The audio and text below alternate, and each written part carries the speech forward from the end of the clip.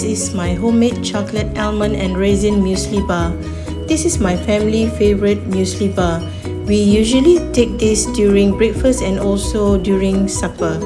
So I would like to share this simple and healthy recipe in my next video for you to enjoy with your beloved family. You can add on your own favorite ingredients according to your preference.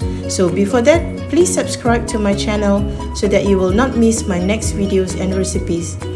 Till then, stay safe, thank you and goodbye.